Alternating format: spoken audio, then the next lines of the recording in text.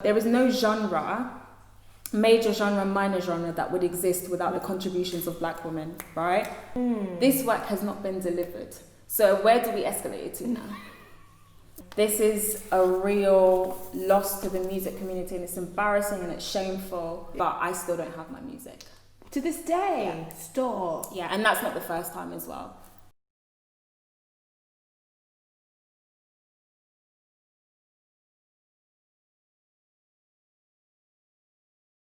What are the struggles that you face in the music industry, and how have you overcome them? Awesome. You know, going back to like just being a woman in general, I think women are not taken seriously. No. We're not taken seriously. Like, people just think that like, oh yeah, you're just like a pretty face or whatever. And can you imagine? And you've got nothing. Degrees? Listen, it's all right, it's fine. But it's like there's nothing wrong with that. But they're not taking you seriously. So I think, and that's just, you know, in terms of like even other musicians. Do you see what I mean? You have to kind of like assert yourself, like as a woman. So this is not even anything to do with being a black woman. It's just being a woman, period. Being able to assert yourself, you know, when working with men, to say, you know, this is what I want, you know. There's various situations I've got into with like collaborators who just like, you know, I'm paying you a certain amount of money and you're not delivering the job. And then you're not even rectifying it. And I'm just like, what do I have to do to get some respect? Yeah. Do you understand what I mean? Because this is my, you know, this is my money, this is my time, and things like that. And you've just got to, I think, what happens in life, sometimes you've just got to teach people how to treat you. Right. And, you know, there's so many situations where it's like, okay, cool. You know, I'm not going to kick up a fuss. You're moving mad. That's cool. Keep moving mad. I promise you, after today, you won't see me. You won't hear from me, nada. And that's it. Full stop. And that's it. But we do the work because we're professional and we get the job done. But after today, don't expect a phone call from me. That's never going to happen. I promise you. Do you know what I mean? And it's just that. Or like me, that's why, like literally. Yeah, and always a situation. You know, I've been in like, you know, even litigation situations, and I won't speak too much about that. But it's just like, I've paid you for this work. This work has not been delivered. So where do we escalate it to now? What happens now? What happens now? Where do we go from here? It's not funny. It's not funny. It's really funny. Stressful because what it is that people are just not taking you seriously. And it's just, you know, obviously you're a woman. If I was a man, I would definitely be a different situation. 100%. Like 100%. And of course, I guess if you had the major co-sign or a label co-sign, it would be a different situation as well, because there was an intermediary. There's a, you know, a team or whatever who you're talking to, so people automatically, you know, they act properly, right? So it's just, I guess, finding my voice and being able to stick up for myself, to be able to assert myself and to be able to say, you know, like, this is work. Like, as much as this is like creative and we're all, this is my time, this is my money. Do you know what I mean? This is an investment into myself and into you, because I'm paying you for your work. Do it properly. Do you know what I mean? Super frustrating, but also it's super frustrating. Advocating for yourself as well, which I think is very difficult to do. It's really difficult to stick up for yourself. What I find difficult, especially if you maybe don't like confrontation, or like you said, if you're a woman speaking to a man and they're not in the position of power, but say if they have like, if they're mixing your music or if they're the ones, do you know what I mean? I mean, I've had my music not sent back to me. Yeah, I've had people withhold my music, but the payment has come through. So what are you doing? So where's the music? Stop. I'm not.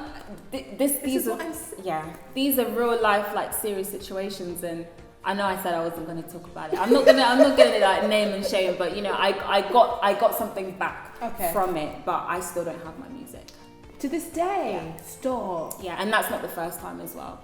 But money has always been exchanged. Anyway, that's another, you know. But then.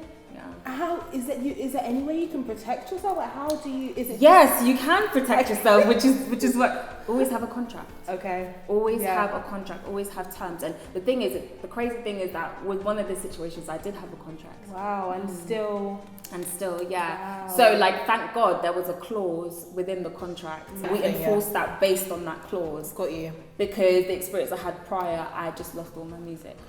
Do you know what I mean? I was working for 3 months, you know, and that whatever we worked on was gone. I just had the kind of MP3 stems and stuff like that. So yeah, I guess those are the difficulties with being an independent artist. Again, working with some men who have big egos or, or problems, where they can't take women seriously, or they just want to, be cowboys and, I don't know, change the rules when they feel like it. And I think, advocating for yourself is a huge thing, but also having someone, I've been able to meet some incredible people, especially over the past year, who've been able to help me in terms of like management and legal and stuff like that. And when I'm sorting things out, I just literally just say, guys, can you have a look at this? Can you help me out? Because I should just be focusing on the music. Yeah. I think that's important though, because even though you are independent, even though you do have control, you're also surrounding yourself with the right people. And at the end of the day, you're only as strong as your weakest member of your team. For sure. Like, you need to have people that are better than you. Absolutely. I can't do everything. I have people who are better than me. I do what needs to be done. So that it's amazing. It's the same with you. So I think that as long as you surround yourself with the right people who know what the heck needs to be done, and who have your best interests in heart. For sure. But it takes a while to find those people. And there's people that I've worked with that I'll never work with again. There's people that I've worked with that had ulterior motives, and I'm just like, never. And and I know there's so many women who will be watching who'll be like, I know exactly what you mean. Do you know what I mean? It's not even a thing of like you're gassing yourself. It's not even that. It's just people think, because I'm helping you out, there's going to be some exchange. Yep. No. Yep. No, right. My friend, no. Bye-bye. So we delved into your masters, but we're gonna a little bit more. So okay, cool. I guess my first question to you is, what made you choose this topic? What made you, or the title? Am I calling it a topic or a title or a theme? Yes, theme, thesis, topic, title, whatever. Why? I think because I was just curious, and I think, especially as I've been on my journey in the past 5 years, like I've said, like I've been scouted by producers for the major TV shows and things like that, and have been presented with a recording contract and things like that on a smaller scale, but still something. But I just was wondering why we're not seeing dark-skinned black women, and I even hate to like prefix it, because like I mentioned before, like, when you think of black women, this is what we look like. The majority of black women in the world look like me and you, right? So, but I have to prefix it with dark-skinned, just so people can understand what I'm talking about. And I'm just like, where are we? When we are invisible in the music industry, and it's insane because there is no genre, major genre, minor genre, that would exist without the contributions of black women, right? So I don't understand why in the last, I'd say it's been 15 years, there has been a slow removal of black women from the face of music. And I'm not just talking R&B, I'm talking, we could talk about house, we could talk about, UK garage, we could talk about soul, jazz, we could talk about hip hop, we could talk across all genres, we could rock and roll, hello. Do you know what I mean? Like, where are the black women? And they exist, but they are not being given the same opportunities as mixed race women and white women who do exactly the same music. Do you think is there an emphasis in your research, or because we're talking about black women as a whole, but specifically for my degree, I spoke about black British women. Yes. So is there like that was black British women? Okay. Yeah. Okay. So when I think about like black women musicians, I'm like, okay, Estelle, but then she had to go to America to really kind of break. And just there's a whole thing there. I have what are you learning, but because it's completed, I guess what have you learned? What has come up for you? I think the thing that I learned is that there just needs to be, we need to keep our foot on the pedal with this. This is a real loss to the music community, and it's embarrassing and it's shameful that black women cannot economically progress off the music that we built. That is embarrassing, and it's shameful. And people talk about, black British music, it's coming up. Yeah, for men, yes, for mixed race women, yes, for white women who, have a, quote unquote soulful voice, depending on who you ask, but for actual black women, where are the opportunities? They are non-existent. And we're not being given the same opportunities. Do you see what I mean? So like I've met like loads of people, had loads of different conversations. I remember going to A&R meeting with, you know, one of the biggest black, you know, music executives, and him not even taking me seriously. Wow. You know, in the room, and you just think to yourself, what is going on? Mm-hmm. Do you know what I mean? And then I look at the artists on his roster, and I'm just like, fam, they're not even slapping. Do you know what I mean? But yet you will post your black square. But when I was in the room as a black woman, you didn't even give me the time of day. Right. But you asked me to come. Right.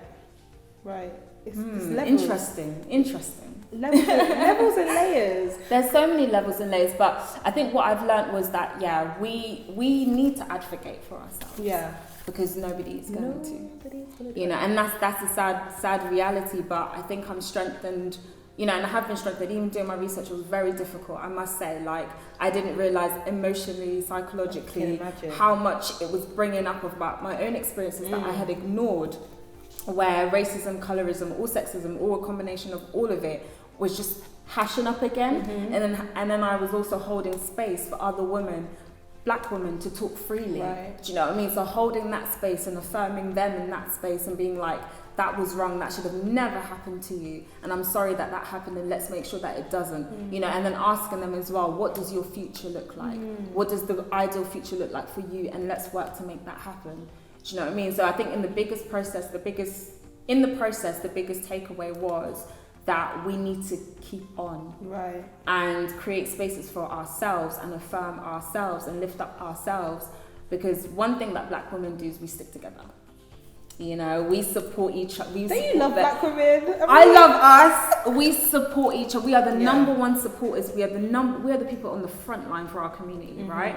So for me and the music that I make, I'm just like, as long as it hits my sisters and it touches my people, I'm not bothered about what else it does. Do you see what I mean? Because I think also the conversations that I've been like having and thinking about, I just think about, what is the role of an artist? What is the role of an artist, a creator, a visionary? And I think it's someone that presents an alternative pathway, an imagined space that may not actually exist, but it's a space where we can feel safe, where we feel affirmed, where we feel seen, where we feel like we belong, and where we can let go, where we can be authentic and take the mask off and just exist for a little bit before we go back into the real world.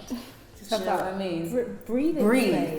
Inhale, exhale, literally. Yeah. And I think to myself, like, by doing this research, it changed me. And I think that, you know, as much as, you know, my identity is wrapped up in being a black woman, I also have to balance the essence of who I am as a human being. And, you know, essence has no form. Do you see what I mean? So it's like keeping that balance between, you know, identity and essence, because those two things exist and they need to be equally served. Do you know what I mean? Of course. So it's like, as much as I want to serve my community, I also understand that, you know, the essence of what I make will touch everyone, regardless of where they come from, sort of thing.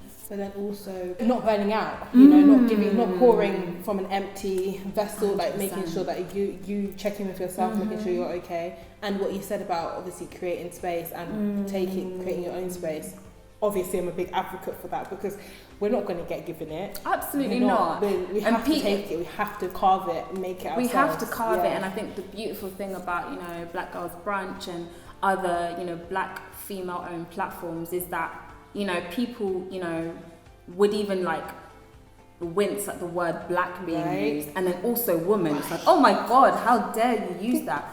But we've had to be unapologetic, because we've been, again, erased and invisible from, you know, these mainstream platforms, or even these black-owned platforms that don't want to show the spectrum of blackness and the beauty that exists in all shades, all shapes, all sizes, all genders, conforming, non-conforming, whatever. Everything. Like, what we have to offer the world is so beautiful. And I think that it's really important for us to create our own spaces. You know, and it's to self-segregate, it's actually to self-preserve. It's needed. If it wasn't needed, if it wasn't crucial, they wouldn't be used. These spaces wouldn't be used. But no, it's definitely needed. What is your biggest achievement to date? Ooh. Or would you say it is like? Oh, do you know what? I think it has to be being supported by the Mobos. Oh yeah. I think Kanye King is such an incredible woman, an incredible black woman, an incredible force in our music industry. And she was a champion of black British music and international black music, you know, since the 90s. Well, yeah. And I think her determination and her, you know, resilience to keep on and to keep growing and platforming us in all our variations has been incredible. And, you know, I'm so pleased to, like, you know her, to have a relationship with her, and to be supported by the Mobos and that team. I think that's incredible because it's something that I watched as a little girl, you know, and I'm just like, wow, you know, they're some of my biggest cheerleaders and biggest supporters. And yeah, I've been able to do lots of stuff with them over the summer, which has been amazing. So that definitely has to be one of my biggest achievements. It's a good one. I like it's a great one. So what are you working on at the moment? What are you doing? Talk to me. Like, what's life God, we're doing a few things. We're resting. Yeah, key. We're resting because rest is important. Yeah. You know, and I think we can overestimate that and we can undervalue that, but that's really important in terms of like self-preservation and stuff. So I'm resting. I'm also I'm a trustee of a music charity called Sound Connections, and they do some incredible work with young people in music, in terms of like, you know, extracurricular activities and things like that. So I've been involved in programming lots of things for them, producing things, co-facilitating things for them, and hosting their, like, you know, live music platforms, because it's talking about, you know, the importance of involving young people in music and creating progression routes for them into like real careers in the music industry, or if they just want a space to just, you know, be creative, how we can adapt that for them, you know. So yeah, that's what I've been up wonderful. to. Thank you. And then also just trying to get back into the creative space. Yeah, I think that's and making sure that my creative environment and my collaborators are all on the same page. Yeah, because the project that I've been prepping for, like, I would say like a year and a half, like it's just growing, and I really want to make it beautiful. And, I mean, it's gonna be beautiful, but I know how you feel, like when you want it to be there. But yes, I'm excited. Yeah, so that's what I'm up to, and I'm just, you know what, I'm just really inspired at the moment. I think this has been a really crazy year, but it's been a year that's it's been needed in some strange way to just remove the scales from our eyes and allow us to really understand, you know, how we exist in the world, and it was not working for us, and I think now everyone knows know, how much it wasn't working. Yeah, like light bulb moment, like, oh, actually 40 hours a week working, is that what I want to be doing? Traveling into an office every day, microaggressions every day. Microaggressions every day. No, definitely. I've got a few more questions. Go ahead. So it's a big question, and I'm not asking this because I think that you should have the answer in terms, but it's just personally to you. What would you like to see change for black women, or just in the music industry in general? What would you like to see change? I would like to see a lot of things change. I think, you know, the culture, unfortunately, of the music industry has always been based on exploitation, right? So the kind of contractual agreements, they need to change, and they need to be more artist friendly. I think that in terms of age is a big thing, and I just think in terms of like the way the music industry recruits its artists or performers. I don't think artists and performers should be conflated, but anyway, just keep with that. But like the way they recruit, right? Like, I don't understand why someone who's 15 needs to be in the studio all the time. Right. I think someone who's 15 needs to finish school. Right. Do you know what I mean? I think they need to get their basic qualifications. And at least be able to understand what's going on. I also don't like the ageism for women. Right, of course. I don't like the fact that it's like, you know, we're always the new artist is always like a 17-year-old girl or an 18-year-old girl or whatever. Like, I'm just like, okay, great, that's great for the teenagers, but all ages listen to music. Do you know what I mean? Like, what about the 25-year-old girl, 26-year-old, what about the 30-year-old, what about the 40-year-old? Like, we need to see those faces in music, because I think men don't have these problems. You know, I think about artists like Skepta and Kanye and Jay-Z and, you know, Coldplay. Like, they are all above the age of, I love Coldplay, but they're all above the age of like 35. Do you see what I mean? And they're still allowed to make music, but for women there's a cap. Do you know what I mean? And I don't like that, because I don't think that, I think every age in womanhood, they have a story to tell. Of course. And they should be able to tell it. So yeah, like, age is a huge thing. Obviously race, we kind of touched on that before.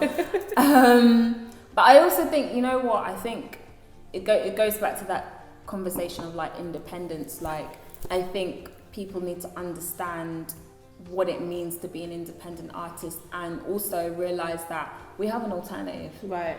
And we need to maybe just put money in the pockets of the artists we like. Do you know what I mean? Directly in the pockets. Bandcamp, hello. You know, Patreon, whatever. Like, support the artists that you love, and artists maybe, you know, build a framework where people can support you, educate your followers and your listeners in terms of how they can support you more. Definitely. And obviously I've just finished this master's, and it's just blew my mind, like, in terms of understanding the structures of the industry. So, you know, I'm not saying that I want to be like, you know, I'm going to be doing all the strategy for my music. I definitely have to work with other people, but I think it's important for artists to have in mind how they want to get to their goal, and think more strategically. Not just like, you know, people say, oh, just release your music, just put it out. But it's just like, yeah, but if it gets one click and one play, do you know what I mean? Does that get you a step closer to your goal? You know, just so, like, having that kind of business mind, which is literally something I developed over the past year. Like, my brain was in like Doolally land, you know, as creative people, like, you live in a dream state, right? And then when people are like, okay, so how much is it going to cost? You're just like, well, I think it's going to cost that much, you know? So actually becoming more realistic with, you know, again, strategy, budgeting, finances, investment, fundraising, like, all of these are things that artists need to consider. But I think we'll stick with that for now. No, it's a lot. It's a lot. And I hear it. I think definitely thinking about yourself as holistically, as a brand, as a business, as a creative, is so important. I wish we got taught that a little bit more. I guess I wish we got like kind of that, you know, fed into us a bit more. But I 100% agree with you. That's it for the big questions. Oh, okay. We've got some quick fire questions. So this is going to be exclusively for our patrons. So if you want to know the answer to these questions, click on the link in our description box. Neither. I've got a few. So my tabs are open in my head. I'm just thinking, Tinkerbell. Work with it. Okay. I'm not even allowed to see. I was getting ready to delve. Ooh. Thank you all for watching this interview with Estée. All the information on where to find her and what she's working on will be in the description box below. Remember, if you've enjoyed this video, please give it a thumbs up, and if you haven't already, subscribe to our channel. And why not comment down below on who we should have next? Thank you so much for being our guest. Thank you for having me. Obviously supporting Black Girls Brunch and what we do. I really appreciate it, and I know we all really loved having you here. So thank you. Thank you for having me. I want to be back. Yeah. Oh. See you next week.